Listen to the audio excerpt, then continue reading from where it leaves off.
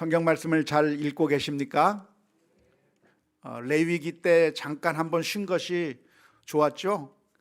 어려운 성경 말씀이기 때문에 두 주에 나눠서 설날 잠깐 쉬었다가 읽게 된 것이 그래도 좋았던 것 같습니다. 레위기도 힘들었지만 이제 이번 주에는 민수기를 우리가 읽게 되겠습니다. 민수기도 어려워요. 쉽지 않아요. 왜냐하면 민수기에서는 그 민수기라고 하는 이름에서 알 수 있듯이 끝없이 이어지는 인구조사의 내용이 장황하게 기록되어 있기 때문입니다. 그래서 그 인구조사 어느 지파가 몇 명이고 하는 그 이야기들을 쭉 듣다 보면 지겹게 느껴지고 도대체 이런 말씀이 왜 성경 속에 있나, 무슨 의미가 있나 참 이해가 잘 되지 않아서 결국 성경을 읽는 것이 쉽지 않은 구절 중에 하나가 이 민수기의 구절이라고 할 수가 있겠는데요. 하지만 우리가 성경을 읽을 때 어떻게 하면 잘 읽을 수 있을까요? 어떻게 하면 성경 말씀을 잘 우리가 이해하고 잘 받아들일 수 있게끔 성경을 참 흥미롭게 읽을 수 있는 방법이 무엇일까요? 그것은 우리가 그 시대의 상황 속으로 우리가 빨려 들어가 보는 겁니다. 이 당시에 이 민수기의 그 구절들이 쓰여졌을 때의 그 상황 속으로 우리가 들어가서 그때 그 사람들이 느꼈던 감정과 기분들, 어떠한 마음들이었을까, 이런 것들을 하나씩 좀 체험해 보면서 성경을 읽을 수 있으면 좋겠어요. 그러면 그래도 이 좀 힘든 구절이지만 그러나 큰 도전이 되기도 하고 또 그들이 느꼈던 감정을 우리가 동시에 느끼게 될 수 있지 않을까 싶습니다. 사실 이 숫자가 이렇게 반복되고 이름들이 반복되는 것은 쉬운 일은 아니죠. 특히 우리 한국 사람들에게는 쉬운 일이 아닙니다. 우리 한국 사람들은 빨리빨리 문화가 있잖아요. 그래서 그냥 빨리빨리 지나가야 좋은 것인데 그런데 제가 미국에 가봤더니 졸업식을 할 때 졸업식을 몇 시간 동안 하냐면 3시간, 4시간씩 합니다. 졸업식 가서 3시간, 4시간씩 하는 그 졸업식에 앉아 보셨었습니까? 그런 적 없죠. 우리나라는 졸업식 몇 분에 끝나요? 길어도 1시간 아니면 뭐 한 30분에 끝나고 상장도 대표만 주고 졸업장도 대표만 주고 끝냈었습니다. 근데 그래도 요즘은 한 명씩 준다고 그래요? 그렇습니까? 예. 제가 미국에 갔더니 졸업생들의 이름을 한 명씩 부르는 거예요. 한 명씩 불러서 그 학생 한 명이 나오면 그 학생 수고했다고 악수해주고 허그도 해주고 또 이렇게 이거 넘겨주기도 하고 한 명 충분히 축하해주고 그 다음에 또 한 명 불러서 또 축하해주고 그렇게 한 명씩 하니까 졸업생이 1000명, 2000명, 3000명 되니까 몇 분이 걸리는 거예요? 3시간, 4시간씩 그렇게 길게 졸업식을 하는데 한 사람이 지나갈 때마다 환호성이 터지는 겁니다. 야, 잘했다. 어떤 학생이 나오면 또 막 박수를 치는 겁니다. 야, 잘했다. 한 명 박수 치고 나가는데 우리 딸아이가 졸업하는 그 졸업식장에 들어갔더니 졸업생 한 명씩 부르는 가운데 어떤 한 학생이 졸업 그 연단에 올라가서 졸업장을 받으려고 하니까 장내가 떠나갈 듯이 소리를 지르면서 다 일어서서 박수를 치고 그렇게 하는 모습을 봤어요. 그래서 도대체 저 학생이 누구길래 저렇게 박수를 치는가 하고 봤더니 좀 장애가 있는 학생이에요. 공부하는데 어려움이 있는 거예요. 지적인 장애가 있어서 모든 학업 과정을 따라가기가 정말 힘든 그 학생이 같이 그 아이들과 함께 공부를 하는데 그래도 그 아이가 모든 과정을 다 마치고 졸업하는 그 모습을 보면서 많은 사람들이 수고했다 박수치면서 감격의 모습을 보여주면서 졸업식도 은혜가 되는구나. 깊은 감명을 받은 적이 있었습니다. 민수기에서의 이런 이름들과 지파의 이름들과 숫자들도 우리가 보기에는 그냥 단순한 숫자일 뿐이고 단순한 지파의 이름들, 각 족장들의 이름들 뿐이라고 생각이 들 겁니다. 하지만 그 당시 이스라엘 민족들 가운데는 이 이름 하나하나가 정말 감격적인 이름인 것이죠. 하나님께서 이 사람의 족장들, 그 지파들도, 이 사람의 그 가족들도 이렇게 구원해 주셨구나.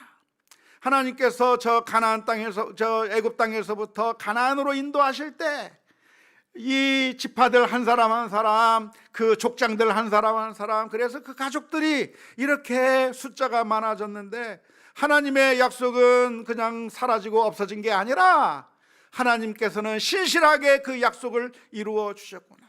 그 옛날 아브라함을 향해서 말씀하시기를 내 자손이 하늘의 별과 같고 바닷가의 모래와 같이 많아질 거라고 했는데, 그 하나님의 약속대로 이렇게 수많은 지파와 족장들이, 그 가족들이 이렇게 많이 이루어진 그 모습을 보면서 하나님의 은혜는 영원하고 그 약속은 신실하고 우리를 향해서 엄청난 은혜를 베풀어 주신 그 하나님의 약속이 전혀 거짓이 아니라 신실하게 하나님께서 지키셨다고 하는 것을 생생하게 느껴지는 그런 장면이었을 것이라고 생각이 됩니다. 하지만 우리가 이 민수기의 말씀을 보면서 숫자를 세는 것 자체가 본질이라기보다는 히브리어 제목으로는 광야에서라고 하는 그런 의미입니다. 이스라엘 민족이 광야에서 어떠한 일들을 경험했고 겪었는가를 기록하고 있는 것이 민수기의 내용이라고 할 수가 있겠는데요. 애굽에서 나왔지만 아직 가나안 땅에 들어가기 전인 그 중간 시대를 살아가던 이스라엘 민족들의 삶 가운데 무슨 일이 있었고 하나님의 약속은 그들 가운데도 어떻게 이루어지고 소망을 주었는가 하는 것을 민수기의 말씀을 통해서 이해할 수 있으면 좋겠습니다. 이 광야에 있는 동안에는 이스라엘 민족의 두 세대가 존재한다고 하는 것을 알 수가 있습니다. 첫 번째 세대는 민수기 1장에서부터 25장까지 나오는 그 세대가 출애굽 1세대라고 할 수가 있겠습니다. 그런데 그 출애굽 1세대는 그 특징이 무엇인가요? 불신앙과 좌절, 죽음으로 특징 지어질 수 있는 사람들이 출애굽 1세대라고 할 수 있겠습니다. 약속의 땅이 바로 코앞에 있음에도 불구하고 불신앙 때문에 그 약속의 땅에 들어갈 수가 없게 되는 것이죠. 지금 가나안 땅이 저 앞에 있으니까 들어가서 차지하자고 이야기했지만, 그러나 이 출애굽 1세대는 불신앙 가운데 그 가나안 땅에 들어가지 못하는 겁니다. 하나님을 원망하는 겁니다. 우리 자녀들이 다 죽을 것 같다고 이야기하는 겁니다. 결국 불신앙 가운데 사라져간 세대가 출애굽 1세대라고 할 수가 있겠습니다. 하지만 그 다음 세대가 또 등장하는데, 그 두 번째 세대는 민수기 26장에서부터 36장까지 나오는 출애굽 2세대라고 할 수가 있겠습니다. 그들은 이 광야에서 태어난 세대인데, 이들은 저 가나안 땅에 대한 소망을 상징하는 것이고 생명을 상징하는 세대가 되었습니다. 민수기 14장 31절 말씀을 한번 보겠습니다. 하나님께서 이렇게 말씀하시죠. 너희가 사로잡히겠다고 말하던 너희의 유아들은 내가 인도하여 드리리니 그들은 너희가 싫어하던 땅을 보려니와. 그 이스라엘의 첫 출애굽 세대가 가나안 땅을 보면서 우리가 저 땅을 차지할 수 없다, 우리가 저들과 함께 싸우다가는 우리 자녀들이 죽을 것이다 하면서 불신앙 가운데 거부해버리고 하나님을 거역했던 일들이 있는데, 하나님께서 놀랍게도 그 출애굽 1세대들은 심판하시고 그들이 죽을 것이라고 했던 그들의 유아들을 성장시켜서 가나안 땅으로 인도하시는 이야기가 민수기의 말씀 가운데서 기록되어 있습니다. 먼저 첫 번째 세대를 본다고 한다면 이들은 하나님의 구원을 직접 목격한 세대였고 경험한 세대였지만 안타깝게도 불신앙의 모습을 보였습니다. 민수기 11장에 보면 먹을 것이 없다고 원망했고 불평했고, 민수기 12장에 보면 미리암과 아론은 그 모세의 리더십에 이의를 제기하면서 불평했던 것이고요. 가장 큰 불평이 있었다고 한다면 약속의 땅을 바라보면서 그 약속의 땅을 싫어한 것이죠. 정탐꾼을 12명을 보냈는데 그 12명의 정탐꾼들 가운데 10명의 정탐꾼들이 가나안 땅에 대해서 악평하기 시작한 겁니다. 우리는 그 땅을 차지할 수 없다. 거기에는 아주 강대한 민족이 살고 있다. 그래서 우리가 그 땅에 들어갈 수 없다고 이야기해 버렸고, 그러나 여호수아와 갈렙이라고 하는 두 명의 정탐꾼들은 그렇지 않다. 하나님께서 약속하신 땅이 바로 이 땅이다. 바로 이 땅을 하나님께서 우리에게 주시겠다고 약속하셨으니 하나님께서 우리와 함께 하신다고 한다면 우리가 차지할 수 있겠다고 이야기했지만, 그러나 이스라엘 민족들은 그 믿음의 반응을 했던 것이 아니라 불신앙의 반응을 해버렸고, 결국 그들의 불평대로 그들은 광야에서 죽어버리게 되는 그런 불운한 역사가 민수기의 말씀 가운데 기록되어 있습니다.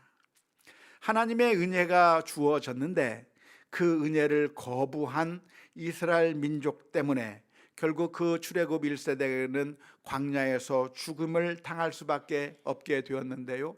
그러니까 이 하나님의 약속은 실패로 돌아간 것일까요?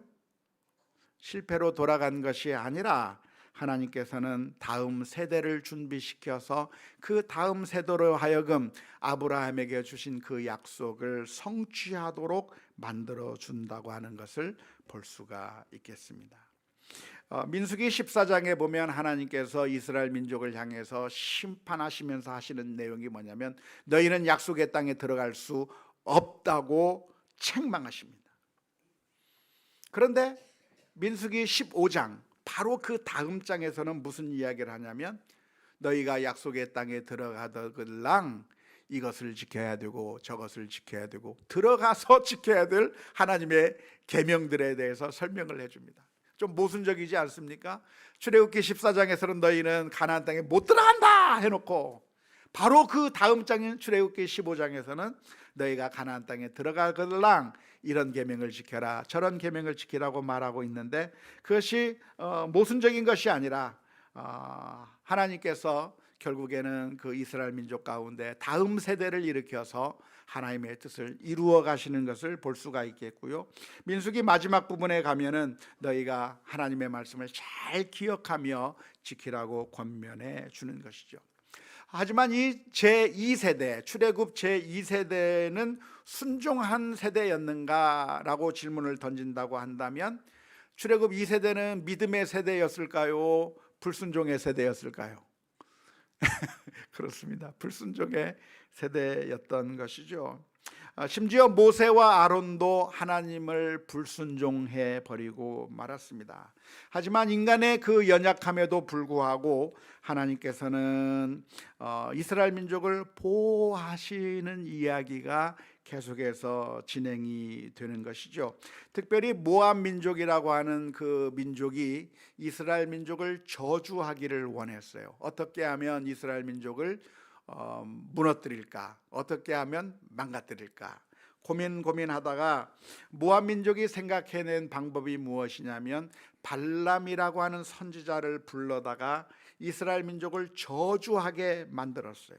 그래서 이 발람 선지자가 모압 왕의 부름을 받고 가서 예언을 하게 되는데, 모압 왕으로부터 온갖 대접은 다 받아놓고 온 극진한 대접을 다 받은 다음에 그가 예언을 하는데 그 예언이 오히려 이스라엘 민족을 저주하는 예언이 나오는 것이 아니라 하나님의 은혜가 이스라엘 민족 가운데 있을 것이라고 하는 그런 축복의 예언을 해주고 계시는 것이죠. 오늘 읽은 민수기 24장 17절에서부터 19절의 말씀이 바로 그런 말씀입니다. 내가 그를 보아도 이때의 일이 아니며 내가 그를 바라보아도 가까운 일이 아니로다. 한 별이 야곱에게서 나오며 한 규가 뭐죠? 규라고 하는 것은 임금님이 들고 있는 그 권위의 막대기를 규라고 합니다. 한 규가 이스라엘에게서 일어나서 모압을 이쪽에서 저쪽까지 쳐서 무찌르고 또 셋의 자식들을 다 멸하리로다. 그의 원수 에돔은 그들의 유산이 되며 그의 원수 세일도 그들의 유산이 되고 그와 동시에 이스라엘은 용감히 행동하리로다. 주권자가 야곱에게서 나서 남은 자들을 그 성읍에서 멸절하리로다. 오히려 이 발람은 모압 왕의 도움을 많은 극진한 대접을 받았지만 이스라엘을 축복하는 예언이 있었고, 사실 이 발람의 예언은 누구에 대한 예언이죠? 예수님 메시아에 대한 예언입니다. 한 별이 나올 것이라고 하는 그 예언대로 예수님께서는 그 베들레헴에서 탄생하실 때 한 별이 떠서 예수님께서 탄생하실 거라고 하는 사실을 보여준 것이고, 그리고 그 예수님이 그 야곱의 후손으로서, 아브라함의 후손으로서, 다윗의 후손으로서 와서 그래서 이스라엘 민족을 구원해내시고 온 인류를 구원해내는 일을 하는 그 예언이 바로 발람의 예언 가운데 기록되어 있는 것이죠. 하지만 계속해서 비참한 일들이 벌어집니다. 미디안 여인들의 유혹에 넘어가 바알보올에서 하나님 앞에 죄를 범하는 일을 했었고요. 그래서 하나님의 심판이 있어서 온전히 이스라엘 민족이 죽임을 당할 뻔한 일들이 계속 이스라엘이 불순종하고 죄를 짐으로 말미암아 하나님의 은총이 끊어질 수밖에 없는 그런 상황들이 늘 있었지만, 그럼에도 불구하고 우리 인간의 그 연약함 때문에 하나님의 은혜가 취소되어 버린 것이 아니라, 이제는 더 이상 하나님과 우리와 관계가 없어져 버린 것이 아니라 하나님께서는 계속해서 남은 자를 사용하시고 또 다른 세대를 사용하시고 하셔서 구원의 약속을 끝까지 이루어 나가신다고 하는 것을 우리가 민수기의 말씀을 통해서 볼 수 있으면 좋겠습니다. 민수기 26장에 가면 또다시 지파들을 계수하는 내용이 나오는데요, 이제 1세대가 지나가고 제2세대가 들어서게 되어서 제2세대가 들어선 그 이스라엘 민족을 지파별로 족장별로 다 계수를 하는데, 그 숫자가 1세대와 2세대 숫자가 어떤 차이가 있을까요? 1세대가 맞나요? 2세대가 맞나요? 비슷한가요? 네? 안 읽어봤으니까 모르죠. 아직은 비슷합니다. 하나님의 심판에 의해서 이스라엘 민족이 멸망을 당하고 1세대가 죽임을 당하고 그런 심판이 있었음에도 불구하고 하나님께서는 여전히 이스라엘 민족을 더 불어나게 하시고 아브라함에게 주셨던 그 약속을 팽개쳐 버린 것이 아니라 제2세대가 제1세대와 거의 똑같이 그대로 숫자를 유지해서 가나안 땅에 들어가게 만들어 주었다고 하는 것. 이 이야기를 보면서 하나님의 약속은 우리의 실패에도 불구하고 또 우리를 멱살 잡고 우리를 구원해 주시는 그 하나님의 그 끈질긴 사랑을 민수기의 말씀 가운데서 볼 수가 있겠습니다. 단 한 지파만 좀 줄어들었어요. 어떤 지파입니까? 시므온 지파만 줄어들었어요. 25장에서 그 시므온 지파의 지도자가 우상 숭배를 했기 때문에 그 지파는 좀 숫자가 많이 줄어들었지만, 그럼에도 불구하고 전체적으로 하나님의 약속이 그냥 수포로 돌아가는 것이 아니었고 하나님의 은혜는 계속된다고 하는 것을 민수기의 말씀 가운데서 읽을 수 있으면 좋겠습니다. 마지막에서 보면 슬로 보앗 딸들이 나와서 인구조사를 하는 가운데 아버지의 유산을 우리 딸들에게도 주라. 이 슬로 보앗의 자손들은 아들들이 없고 딸만 있는 가정이었습니다. 그래서 대부분의 그 유산은 아들을 통해서 계속 이렇게 주어지게 되어 있는데, 그 아들을 통해서 준 이유가 무엇이었겠습니까? 여성을 차별해서 그런 건가요? 왜 그런가요?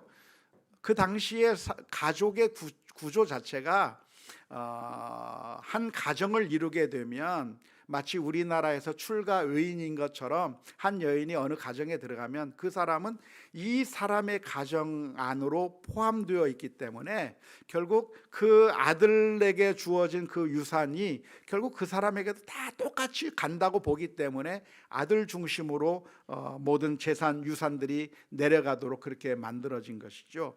하지만 슬로보아스의 딸들은